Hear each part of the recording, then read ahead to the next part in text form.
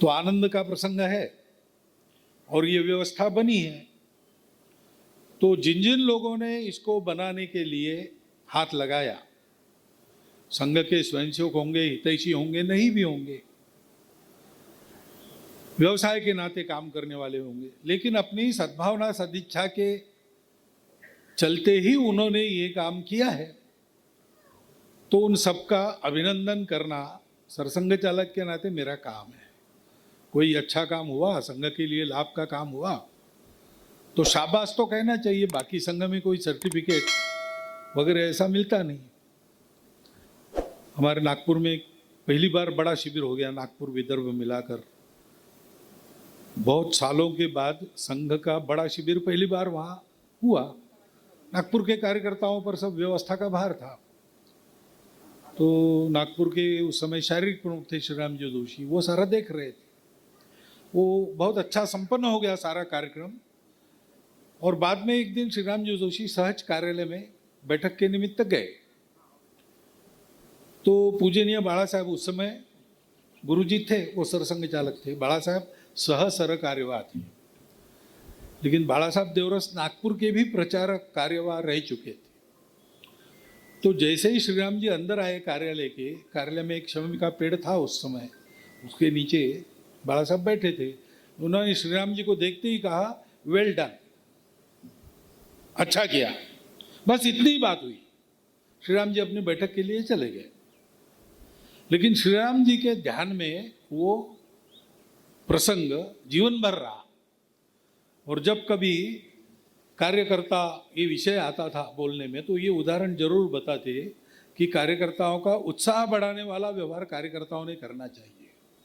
तो कुछ अच्छा काम किया तो एप्रिशिएट करना, ये भी एक नेतृत्व गुण है। तो वो उन्होंने बताया। तो वो सद्गुण है, इसलिए मैं भी उसका अनुकरण कर रहा हूँ। आप सब लोगों को अभिनंदन दे रहा हूँ और वेल डन भी कह रहा हूँ। आनंद है, उत्साह है, इसमें थोड़ी होश की बात भी करनी चाहिए। नहीं तो आनंद और उत्साह में कभी कभी गलती भी हो सकती है। तो बहुत आनंद हुआ, बहुत उत्साह हुआ, तो उसके चलते शिवाजी महाराज की जो स्वराज्य की पहली लड़ाई थी, उसमें एक फतेह खान और मूसे खान नाम के सरदार विजापुर दरबार ने भेजे थे उनको मारने के लिए। स्वराज्य तो बाल्यावस्था में ही था, पहली लड़ाई। तो पुरंदर नाम के किले पर वो जाकर बैठे शिवाजी महाराज, और उस पर ये चढ़कर आए। तो शिवाजी महाराज की युद्ध नीति के अनुसार सारा हुआ, उसका पराजय हुआ और वो भागने लगे। तो भागते समय फिर जोश आ गया स्वराज्य की सेना को और वो पीछा करने लगी। लेकिन पीछा करते करते बहुत आगे चली गई। तो फिर थोड़ा आगे जाने के बाद उनका बल बढ़ गया। तब जो लड़ाई हुई उसमें स्वराज्य के उस समय के सीनियर मोस्ट कार्यकर्ता श्री बाजी पासलकर, वो लड़ाई में उनकी मृत्यु हो गई। वो अगर उतना अंदर नहीं जाते तो शायद बच जाते। ऐसा होता है और इसलिए कुछ बातें मैं आपके सामने रखता हूं। एक विजय भारती नाम का ट्रस्ट है और उसमें संघ का कार्यालय है। तो ये कैसा है? तो ये बिल्कुल स्वाभाविक है, क्योंकि ट्रस्ट का नाम भारत विजय से जुड़ा है। और संघ भी क्यों चला रखा है इतने साल से, 98 साल हो गए, 100 साल पूरे होंगे कुछ दिन के बाद। ये सब हम क्यों कर रहे हैं? तो हम अपनी प्रार्थना में रोज कहते भारत माता की जय। यही है सारांश में। संघ कार्य क्यों चल रहा है, हम लोग संघ के स्वयंसेवक क्यों है, हमने संघ क्यों चलाया है, इन सब प्रश्नों का एक वाक्य में उत्तर है भारत माता की जय। तो भारत के विजय से दोनों बातें जुड़ी हैं और इसलिए विजय भारती नाम के ट्रस्ट के भवन का उपयोग राष्ट्रीय स्वयंसेवक संघ करे, ये बिल्कुल स्वाभाविक बात है।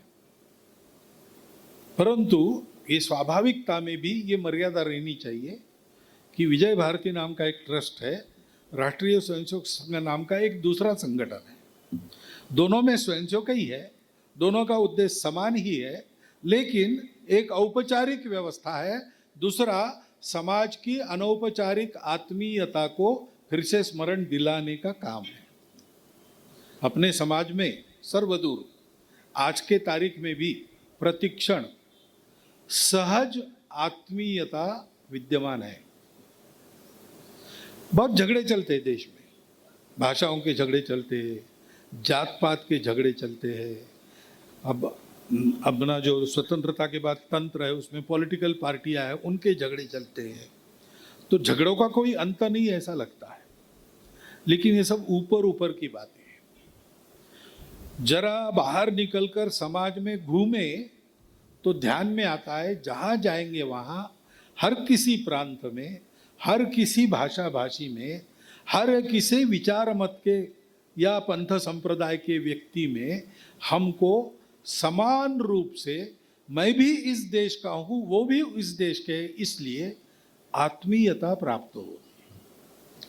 अभी गुंतकल से आया मैं, तो रात को 1:30 बजे एक घर में पहुंचा, वहाँ रात भर रुका, सुबह अल्पाहार करके निकला। तो स्वाभाविक रूप से जैसा स्वागत अपने यहाँ पर होता है सबका, वैसा ही हुआ। अभी ये हुआ, ये विशेष बात है क्या? हमारे लिए विशेष बात नहीं है। आपको ये प्रश्न पड़ता होगा मन में, ये क्यों बता रहे हैं? ऐसा ही तो होता है सर्वत्र।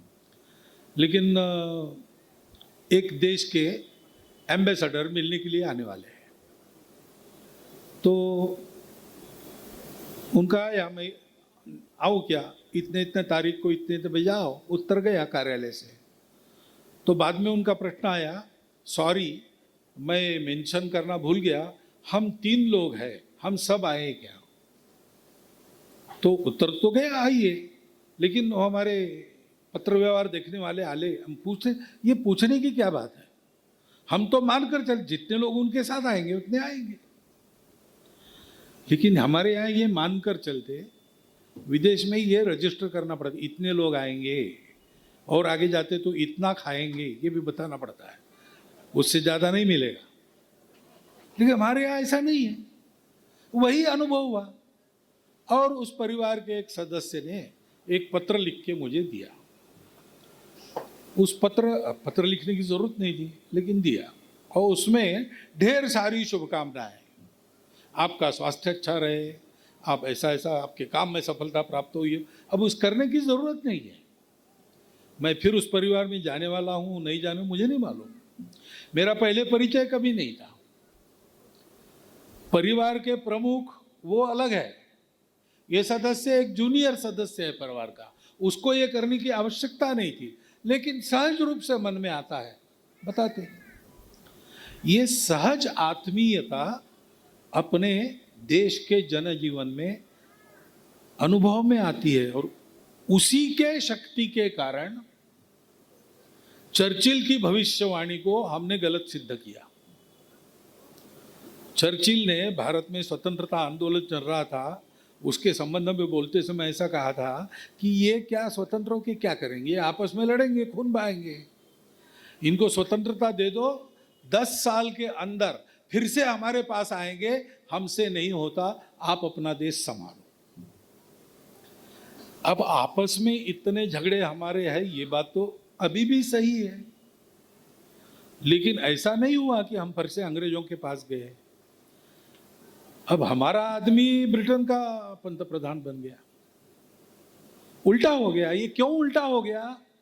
ये जो अंतर्निहित एकात्मता के चलते आत्मीयता है, या आत्मीयता के चलते एकात्मता है। क्या पहले आया क्या बाद में आया बता नहीं सकते, इतना प्राचीन इतिहास है।